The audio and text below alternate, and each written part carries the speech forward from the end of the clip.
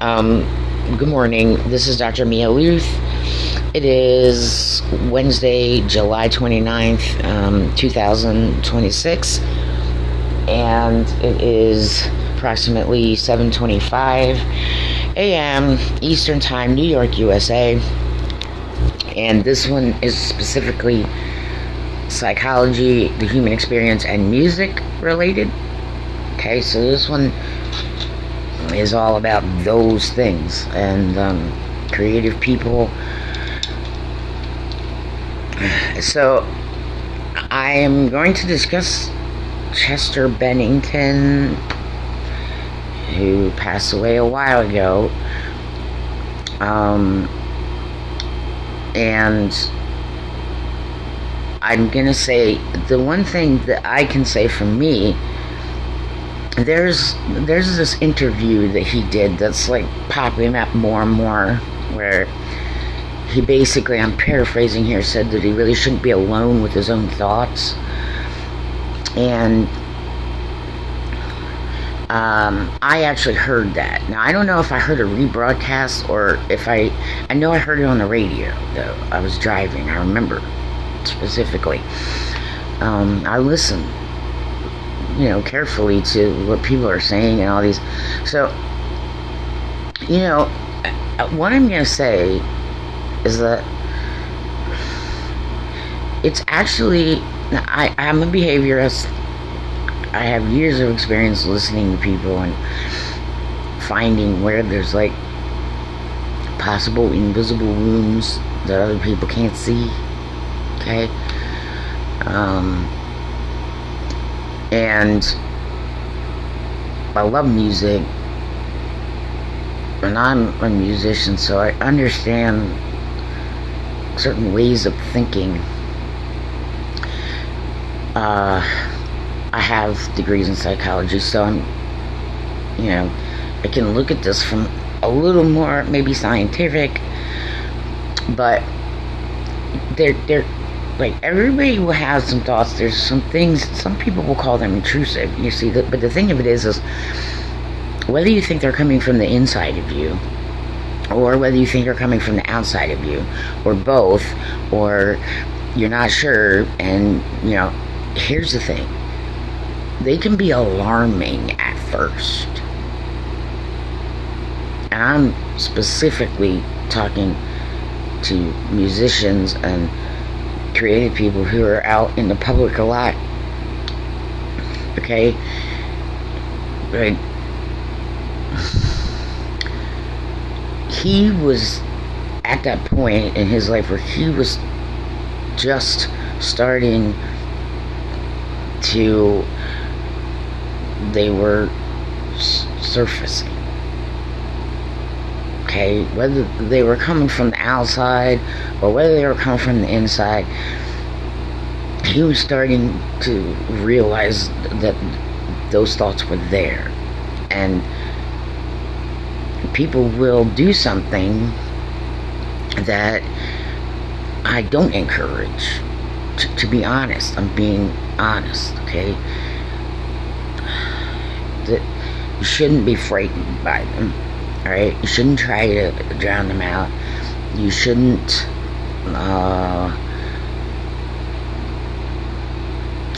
they can be a little alarming. It's like, that's the way it works, though. Okay, so I'll put it to you this way: he actually meant the opposite, but he wasn't at that point yet. Okay, if everybody, see, here's the thing, like when it comes to Chester, especially Linkin Park, constant video, constant, every part of his life, everywhere he goes, and he's got kids at home, they have expectations, they want things, a wife's expectations, you know what I'm trying to say, right? Barely time to himself to address certain things about himself, about the world. Those thoughts were trying, like, it was actually guidance that even to this very day is highly misunderstood, particularly by very creative people and people with certain kinds of personalities, okay? So basically, he actually meant the opposite. So if Chester had 15 minutes every day for just Chester, like maybe he's home and it's like, okay, Daddy is gonna be in the downstairs bathroom, and have a timer, 15 minutes. Nobody go downstairs. Like, that's the rule. 15 minutes. You all stay upstairs. Okay? And unless somebody's bleeding or half dead, don't bother Chester. You time it. 15 minutes. You let the thoughts be there. And after a while, you start realizing, okay, same thing on tour. Like, if he, like, the guys are, doing something, or, like, they have time in between, when they rehearse and all this fun things to do. Like, everybody else doing something else, they can do it, but Chester needs, like, bus time. Like, I'm gonna sit alone for 15 minutes, wherever, you know what I'm saying? And time it. 15 minutes. As often as possible, preferably every day. Then you're sitting in stillness, and no matter where these thoughts might be coming from, you start realizing, like, well, I mean, deep down, okay, well, I'm not worried about that thought. I mean, that's not me. I'm not really like that. You confront the thoughts. And if you do it at planned, still intervals, and I suggest this for, like, certain kinds of musicians, for sure, without question, it produces positive results. So, I mean, even if you love God, you can still say, like, that's your opportunity to evolve. Okay? Now, when you say evolve, that is actually what the theory of evolution does kind of point at. Okay, everybody, don't be like stopping just because you hear what it's like improvement in a certain area for a positive result. Okay? So, but if you're just looking at it, like, not scientifically, and not looking at that, like, the term evolve means, quite literally, the connotation and the denotation is, like, adjusting, or, moving toward a more positive situation, being, whatever. It's moving toward the positive. You understand? All right. So, if Chester had 15 minutes, only Chester time every day, and I can assure you that's not the case, he would have started realizing, oh, like, maybe that's, inspiration for writing a song, but it's not who I am. Like, I'm not afraid of that. You understand what I'm saying? You learn, you feel it, you confront the thoughts. 15 minutes every day, okay, in stillness, alone, where nobody's gonna, like, bother you. It's like being in a prayer closet or a meditation room or a safe room. I mean, it could be the toilet, right? But when people are knocking on the door trying to, you know what I'm saying? So, this is, important. I mean, he was at that point where he was starting to realize and at first they feel like, oh my God, like, those are my thoughts, like, I shouldn't be like that. So then you're trying to change yourself, you understand? Nope. 15 minutes in stillness where everybody around you knows you need that 15 minutes to yourself. And instead of hiding from them, ignoring them, running from them, trying to fill your mind with more space and stuff and being more... No. It's very counterintuitive, I understand. But once you start really kind of like considering them, and once you start really confronting them, and once you start really... it helps you understand yourself.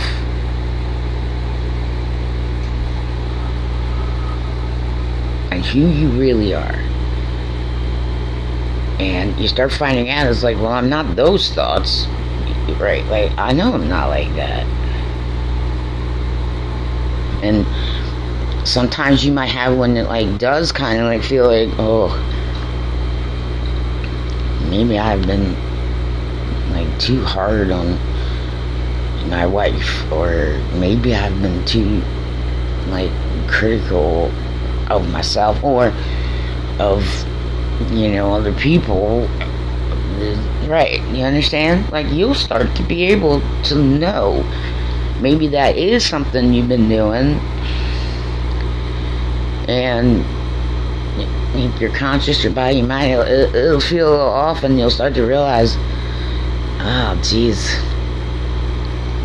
I've been lashing out in the wrong way. Maybe I need to reconsider how I'm doing things. It can help you build patience. It can help you understand that no matter where these thoughts are coming from, some of them, like, maybe it's just inspiration for writing at a certain point, but some of them aren't to be feared. Okay? Some of them are to help you move toward,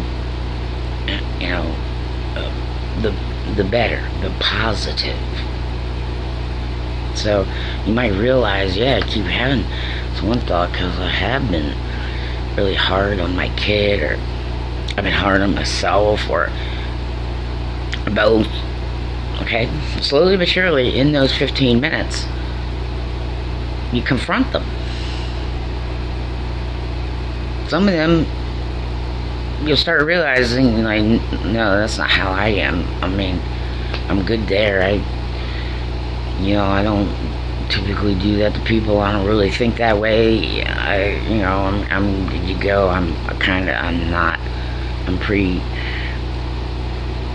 kind about certain things, or I'm pretty patient, but at some point you might be like, you feel it.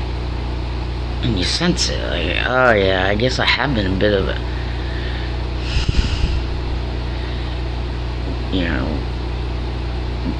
taskmaster, and it's frustrating me, and it's making other people, less cooperative. So maybe I should just, like, try and practice a little patience, or maybe I need to, like, communicate a little better, and then you can start, like, doing good work on yourself and understanding, and so you learn not to fear these thoughts. They can be alarming at first. I mean, right, especially if you're not aware of certain things and how, like, the human body works, or any, like, certain things that have to do with human behavior and psychology and the external world and the internal world. Yes, the common thought is run from them. Distract yourself, do more activities, ignore them. But that's the complete opposite of what you really want to do for real. And the situation with Chester, I mean, that man was constantly video. People knew who he was. Got lots of kids at home. He's got a wife. There's expectations constantly. So what he did actually need a little bit of time every single day, right, with his own thoughts. And it seems counterintuitive, and it seems like you want to push that away, but that isn't the case. So when it comes to musicians, especially certain kinds and musically creative people, it can be other types of creative people, but there's this tendency to think what Chester was thinking. And so basically, though, what he needed was time to himself. Only Chester, no one else. Okay? I mean, those of you that believe in God, of course, it's with you all the time, but right, in the sense of like the physical presence, you know what I'm saying? Okay? Some people may call it a prayer closet or a prayer shoal, or I don't know, a meditation room, like your tiny little safe space where everyone around you knows, unless there's a major emergency, I'm getting 15 minutes.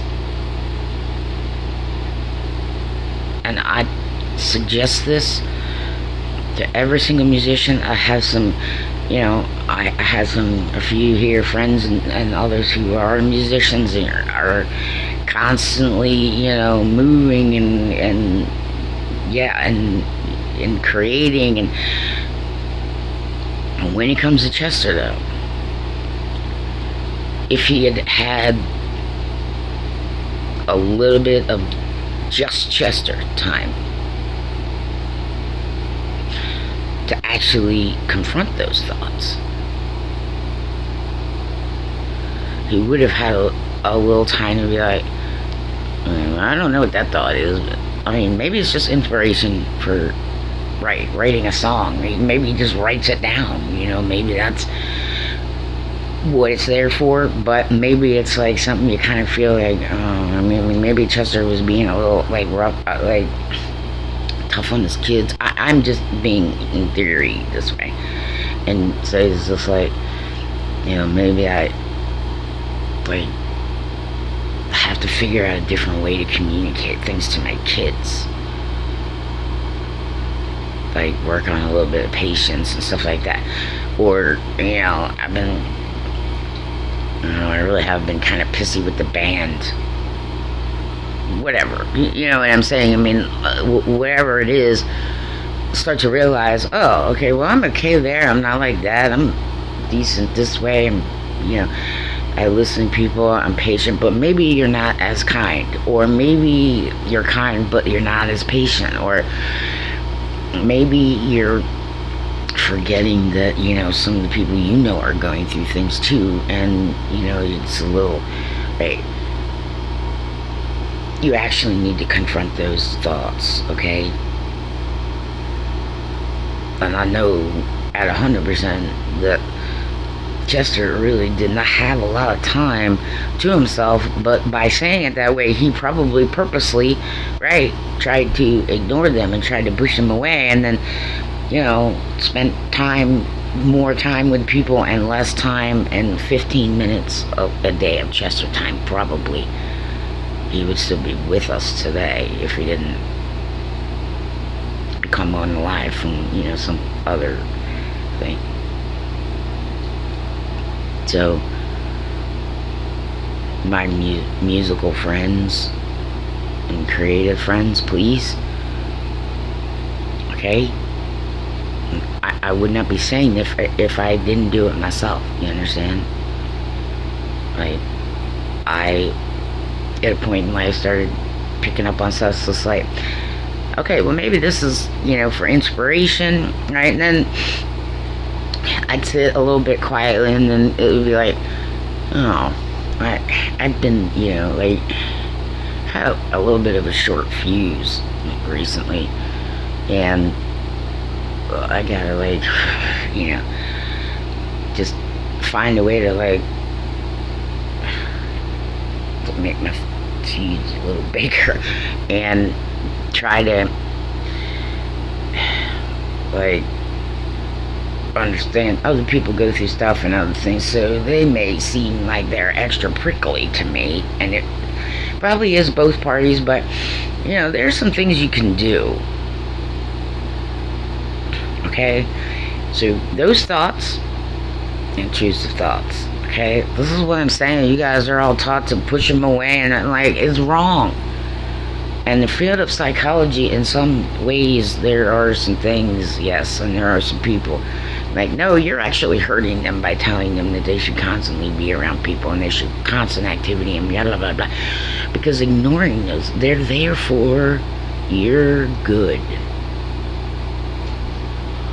Especially if you have family and you have people you work with, like musically speaking, like bands, like they spend a crap load of time together, and they have to find ways to be around each other without annoying the shit out of each other, or you know, or I mean, they have human situations come up and blah blah blah. So it was very important that actually Chester do the opposite. It's like, yes, he should have had 15 minutes of Chester time to himself. So I really hope, I can't share this on X.com because for some reason somebody's hacked my stuff, and X.com has accused me of things, and this is for the, you know, I'm someone who knows what I'm talking about, and I would not suggest this to people if I myself do not do it. Okay, I myself do. You understand? So to me, they're not intrusive thoughts. They could be inspiration for a song. It could be slightly empathetic, like someone I recently talked to, like during the day. I might be picking up like, oh, okay, that person's like really sad. Maybe I should talk to that person a little bit more often. Right? But then sometimes you can feel it like, yeah, I mean, a certain point in my 20s, I realized, early 20s, I realized, okay, well, I mean, I'm losing my patience a little too quickly. You know, I mean, I really need to, like, right? So that's when I learned to do the breathe in real deep and then just blow all the way out, the whole way out until there's nothing. So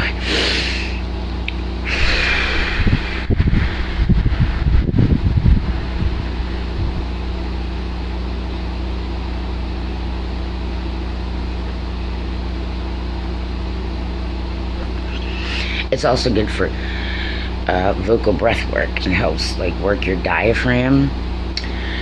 So it's got like multi-purpose too. I mean, it helps in that, but it gives you just that little bit of time to just sort of let that diffuse a little and be like, okay, alright, so, you know, my tire's flat and I have to, right, it lets you diffuse a little bit and then be like, alright, well, I mean, still have to deal with whatever, and it's not doing me any good, and, you know, I mean, so,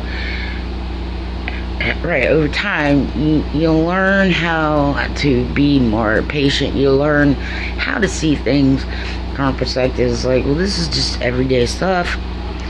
It happens. You know, okay, can I handle it myself, or should I, you know, ask someone to help me out? And you see what I'm getting at. So that breath in, hold for a little bit, but then blow all the way out. I mean, until there's just nothing. And you can blow for a long time, and you're surprised how much air is in you. It does also help with breath work, like athletes and musicians, right? But particularly people who sing. It's very helpful, and it also to hold a note for that long, and then be able to get right quick air back in. So it also helps that way. Okay? But the truth is, what Chester really did need was a little time to just be Chester. And so, for my musical friends out there, especially people in bands, I mean, you can get on each other's nerves, and I know, but that's good for everybody to do, especially the one who's constantly sought after, and the one, everybody loves, and the other blah, you understand? I mean, there's some serious negative things that happen with that, and so you gotta take that step for your own self to say, 15-minute alone time, you time it.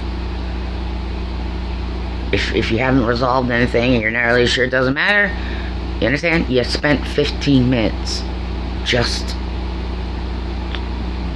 looking at thoughts. It might help inspire you from a song.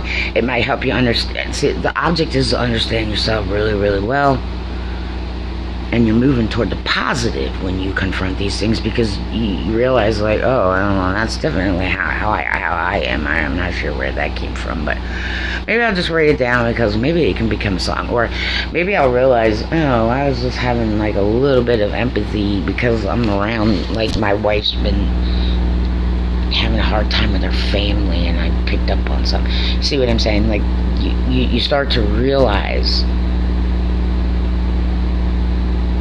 so they're not really intrusive thoughts. Do you understand? Okay?